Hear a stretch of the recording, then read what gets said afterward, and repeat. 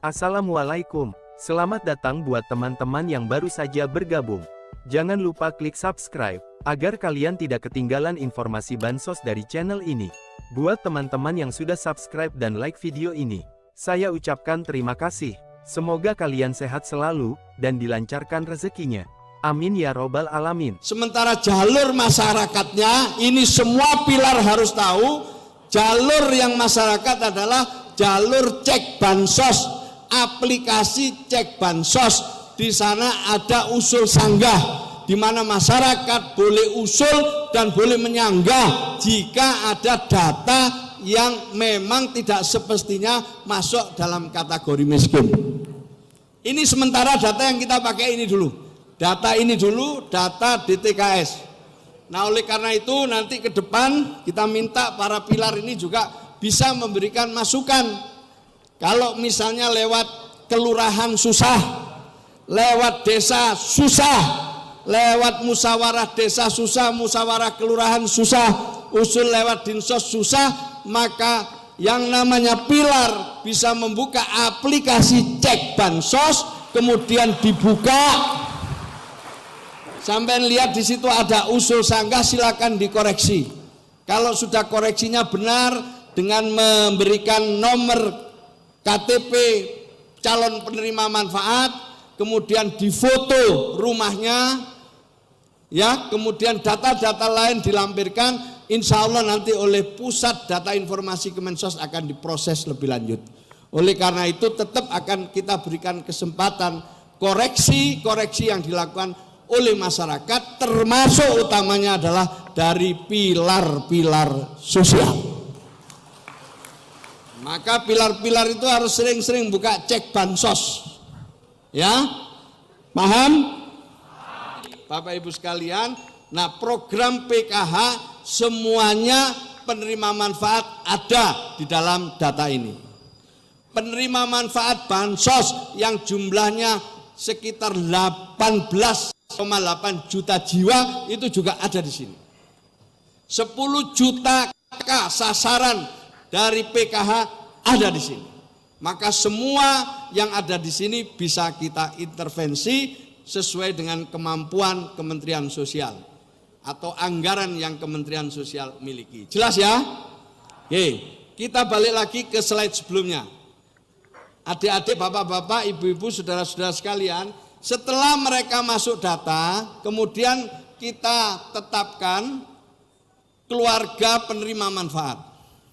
Setelah kita tetapkan mereka yang kita bidik dengan intervensi yang kita punya program, berikutnya adalah pertama-tama mereka diberi yang namanya perlindungan dan jaminan sosial.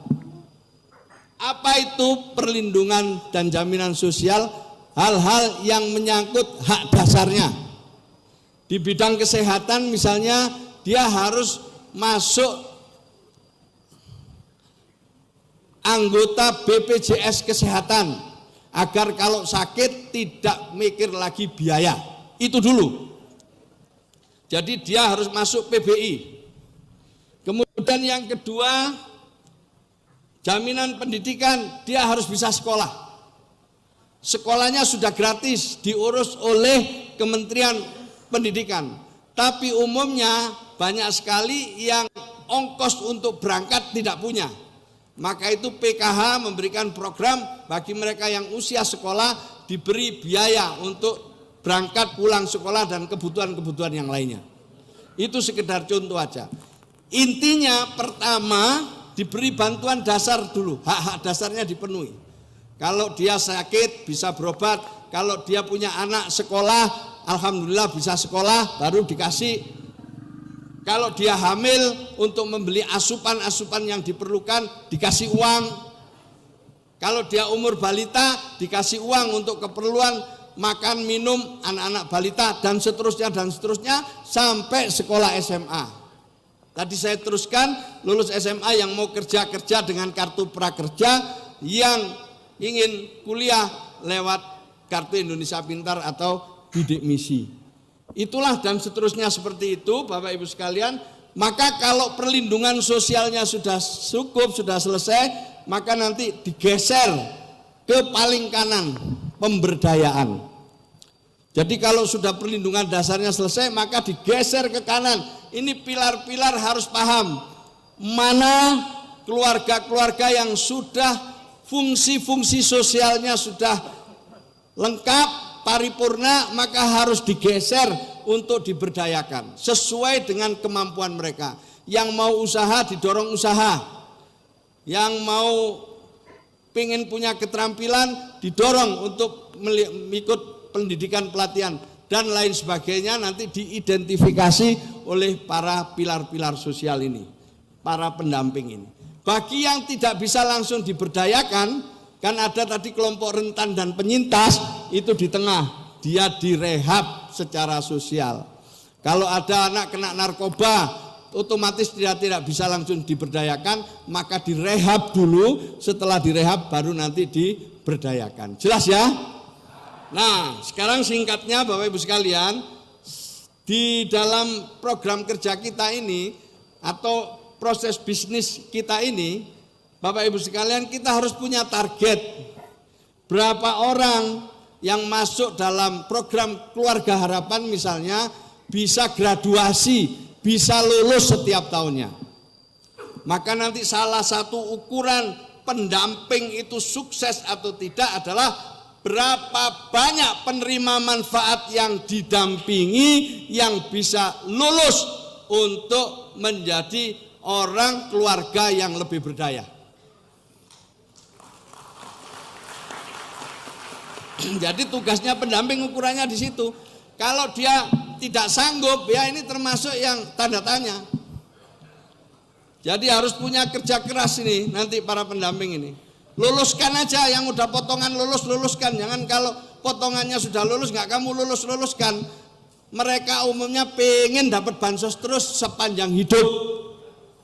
Maka itu para pendamping, mari kita bikin perubahan cara berpikir kita. Siapa yang paling banyak meluluskan mereka-mereka yang belum beruntung, yang kita sebut mereka yang sudah graduasi itu, nanti kita akan kasih reward. Kita akan kasih apa itu namanya, penghargaan dan apresiasi. Itu kita akan lakukan itu, ini sudah kita susun ini. Pokoknya pendamping yang sukses, prestasinya besar, kita akan berikan reward. Tapi yang beleret itu bahasa Jawa apa bahasa Sundanya beleret itu? Bukan beleret itu berebet itu, berebet. Ya nggak ada yang keluar itu, nggak ada yang keluar. Ya tetap aja itu aja, KPM-nya itu aja. KPM-nya nggak berubah-ubah, tetap itu aja setiap tahun. Maka akan kita beri sanksi sesuai ketentuan yang ada. Nah, Faisal jelas kamu, paham. Jadi ukurannya nanti ke sana. Sehingga kita ini kerja itu jelas gitu loh. Udah ini graduasi, ini lulus. Nah, apa yang sudah lulus nggak dibantu? Bukan begitu.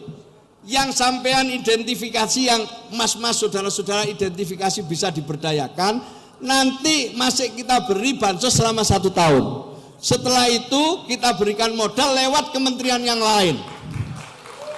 Jadi mereka akan kita titipkan kepada kementerian lain untuk diberi modal, diintervensi sesuai dengan kementerian masing-masing. Jelas apa tidak? Jelas apa tidak? Atau kita serahkan kepada pemerintah daerah. Kita serahkan kepada pemerintah daerah. Pokoknya tugasnya kita semua meluluskan mereka-mereka yang selama ini hanya mendapatkan bansos dari kita. Siap? Sanggup? Sanggup? Nah, kalau Bapak Ibu sekalian kerja keras, saya juga akan kerja keras. Biar P3K ini lolos semua. Saya akan berjuang. Ini sama-sama berjuang. Bapak berjuang, kami juga berjuang. Siap? Siap? Dah, itu aja saya kira Bapak Ibu sekalian, saya nggak akan lama-lama. Karena yang penting paham kerjanya. Paham apa?